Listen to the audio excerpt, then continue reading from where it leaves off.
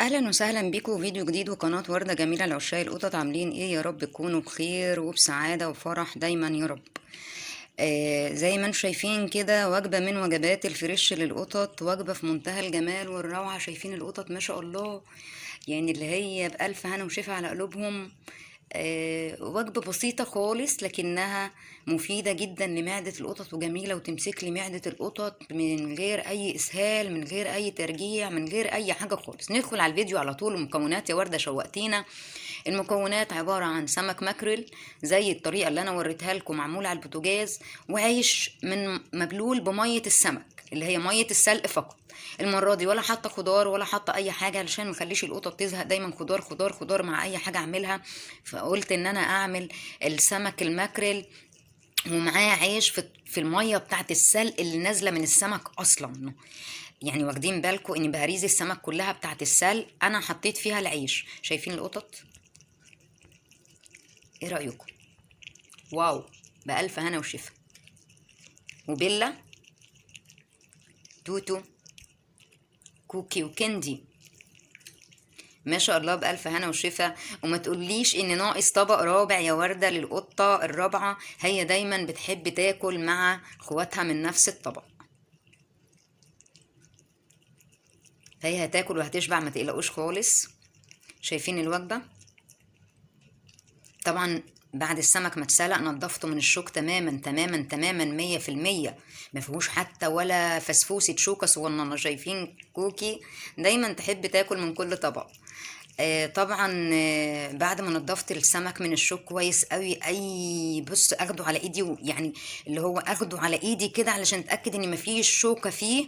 وبعد كده بكون بلى العيش في مية السمك، وافرك كويس قوي البيض بالعيش، مش اخليه عجين، لكن زي ما انتم شايفين كده مفرون لحد ما، علشان القطط تعرف تاكله، مش يكون معجن والقطط تزهق منه. ايه رأيكم في الوجبة؟ جميلة وخفيفة ولذيذة لكنها مغذية. لكن ارجع واقول بدل مرة مليون يا جماعة، ايه وجبة السمك ما هياش وجبة اساسية للناس اللي بتقول ان انا باكل دايما سمك، القطط بتاعتي ما بتاكلش غيره. لا ثم لا ثم لا، وجبة السمك مش وجبة اساسية خالص خالص للقطط. خدوا بالكم خدوا بالكم، وجبة السمك بتكون مرتين ثلاثة في الشهر بالكتير قوي قوي قوي قوي. بتكون بنفس الطريقة اللي أنا سويت معاكم بيها السمك على البوتاجاز، مع اختلاف طبعا الإضافات، إن أنا مثلا أضيف خضار، أضيف رز، أضيف مكرونة، أضيف عيش زي ما أنا عاملة كده في مية السلق. شايفين القطط بقها في الطبق ما شاء الله، وهو ده المطلوب. جربوا، نوعوا، شكلوا، وقولوا لي إيه رأيكم. بألف هنا وشفا على قلوب قطتي وقلوب القطط العالم كله يا رب.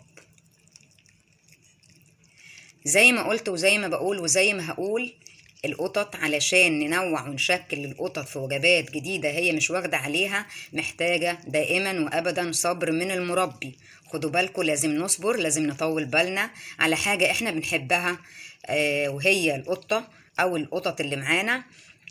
هنتعود ان احنا نصبر ونطول بالنا على القطط، هنرتاح معاهم جدا.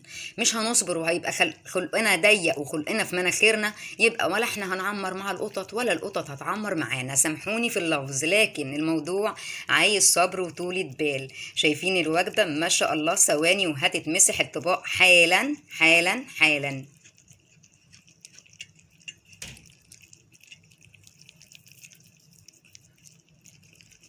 السمك بالعيش جميل جدا ومغذي جدا. كمان العيش مش ناشف على القطط، لا طري جدا، لانه مبلول من ميه السلق بتاعت السمك.